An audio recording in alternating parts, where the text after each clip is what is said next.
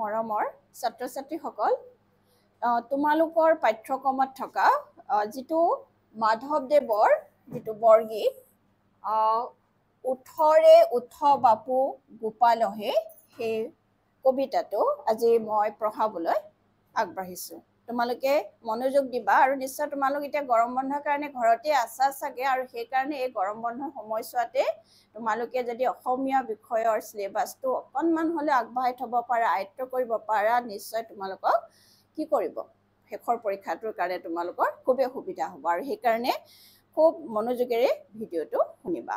আৰু তোমালোক সকলোৱে পৰিচিত মাধৱদেৱ গুৰুজনাৰ নাম প্ৰত্যেকই অৱগত জানা, তেখেতৰ সাহিত্যৰাজি আৰু তেওঁলোকে কেনেকৈ অসমীয়া সাহিত্য সংস্কৃতিৰ ক্ষেত্ৰত অগ্ৰণী ভূমিকা গ্ৰহণ কৰিছিলে সেই সম্পৰ্কে তোমালোকে নিশ্চয় জানা।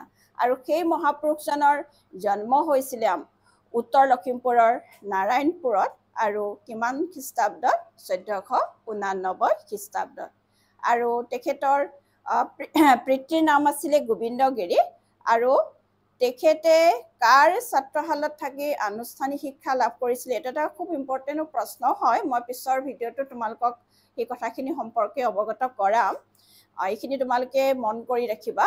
তাৰপিছতে আছিলে শংকৰদেৱ আৰু মাধৱদেৱৰ যিটো মিলন বা প্ৰথম সাক্ষাৎ, সেই সাক্ষাৎক কি বুলি কোৱা হয়?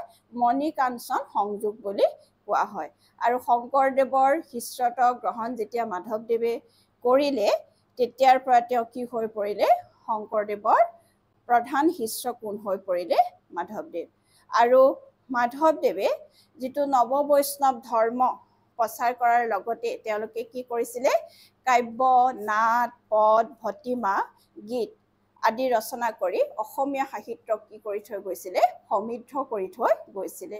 আৰু তেওঁলোকে বৈষ্ণৱ ধৰ্ম প্ৰচাৰ কৰিবৰ কাৰণে বিভিন্ন ধৰণৰ কি কৰিছিলে? কৌশল তেওঁলোকে কি কৰিছিলে? প্ৰয়োগ কৰিছিলে। আৰু সেইবিলাকৰ ভিতৰত আমি এই বৰগীতসমূহকো কি কৰিব পাৰোঁ? আমি তাৰ এটা সেই কৌশলৰে এটা অংগ বুলি আমি কি কৰিব পাৰোঁ? অভিহিত কৰিব পাৰোঁ। এতিয়া তোমালোকৰ পাঠ্যক্ৰমত দিয়া মতে যে বৰগীত হৈছে অসমীয়া সাহিত্যৰ এপদ অমূল্য সম্পদ। আৰু বৰগীত কাক বোলে? বৰগীতৰ সংজ্ঞাটো তোমালোকে পৰিচিত হৈ লোৱা। সংজ্ঞাটো কি যে মহাপুৰুষ শংকৰদেৱ আৰু মাধৱদেৱৰ দ্বাৰা ৰচিত আধ্যাত্মিক ভাৱসম্পন্ন আৰু ৰাগ ৰাগিণীযুক্ত গীতসমূহক কি বুলি কোৱা হয়? বৰগীত বুলি কোৱা হয়। অৰ্থাৎ আমাৰ গুৰু দুজনৰ নাম নিশ্চয় জানা, শংকৰদেৱ আৰু মাধৱদেৱ। তেওঁলোকৰ দ্বাৰা ৰচিত আধ্যাত্মিক শব্দৰ অৰ্থ হৈছে ঈশ্বৰ সম্পৰ্কীয় দৰ্শন বা তত্ত্ব। আৰু সেইখিনি তেওঁ কি কৰিছিলে? প্ৰচাৰ কৰিবৰ কাৰণে। আৰু সেইবিলাক কি আছিলে?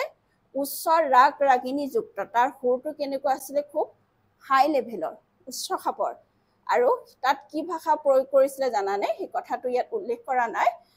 সেইটো হৈছে কি যে মাধৱদেৱ বা শংকৰদেৱে যিখিনি বৰগীত ভক্তিমূলক গীত ৰচনা কৰিছিলে তাত ব্যৱহৃত ভাষাটো কি বুলি কোৱা হয়? ব্ৰজাৱলী ভাষা। আৰু ব্ৰজাৱলী ভাষাৰ প্ৰয়োগৰ জৰিয়তে তেওঁলোকে কি কৰিছিলে? বিশেষকৈ সেই বৰগীতবিলাকত কি আছে বুলি কৈছে? বেদ উপনিষদৰ মৰ্মাৰ্থ আৰু বৈষ্ণৱ ধৰ্মৰ উপাস্য দেৱতা শ্ৰীকৃষ্ণৰ মহিমা অপাৰ আৰু ভক্ত হৃদয়ৰ আকুল প্ৰাৰ্থনা আৰু সাংগীতিক ভাষাৰে বৰ্ণনা কৰা হৈছে। আৰু সেই বৰগীতৰ বিষয়বস্তু, এইটো এটা খুবেই ইম্পৰ্টেণ্ট, যে কি কি আছে? 6টা বিষয়ত ভাগ কৰা হৈছে। সেয়া হৈছে লীলা, বিৰহ, বিৰক্তি, পৰমাৰ্থ, সুৰ, চাতুৰী। এই 6টা ভাগত কি কৰা হৈছে? ভাগ কৰা হৈছে। আৰু এই যে উঠৰে উঠ বাপু গোপালহে বৰগীতটোৰ বিষয়বস্তু বা মূল থিমটো কি হৈছে জানানে? ইয়াত কিহৰ কথা আছে? মাতৃ যশোদা আৰু লগতে পুত্ৰ শ্ৰীকৃষ্ণৰ কিহৰ কথা কৈছে? যিটো স্নেহপূৰ্ণ মৰমৰ মমতাময় সম্পৰ্কৰ মনোৰম বৰ্ণনাৰ মাজেৰে এটা কি ৰূপ দিছে? এটা চিৰন্তন ৰূপ, যিটো হৈছে মাতৃ আৰু পুত্ৰৰ মাজত পৰিস্ফুট হৈ থকা।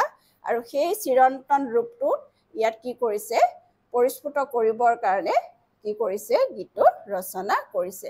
আৰু তোমালোকক সেই বৰগীতৰ বিষয়ে আভাস দিবৰ কাৰণে পাঠ্যক্ৰমত তেতিয়াহ'লে কি কৰিছে তোমালোকৰ উঠৰে উঠ বাপু গোপালহে বৰগীতটো অন্তৰ্ভুক্ত কৰিছে।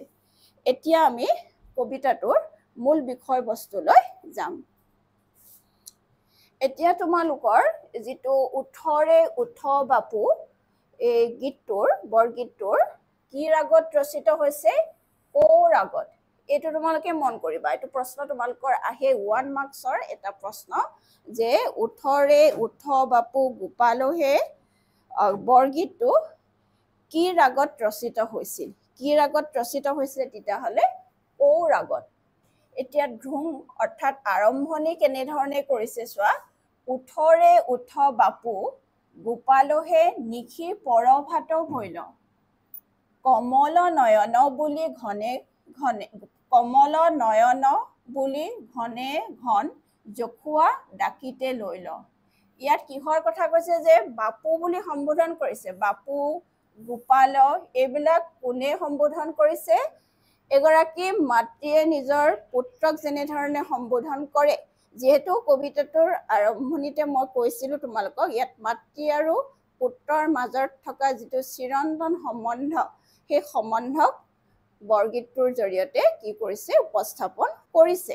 আৰু ইয়াতো ঠিক তেনেধৰণে যশোদা মাতৃয়ে কৃষ্ণক কি বুলি কৈছে? সম্বোধন ধৰিছে বাপু বুলি কৈছে, আৰু কেতিয়াবা কি বুলি কৈছে? গোপালক।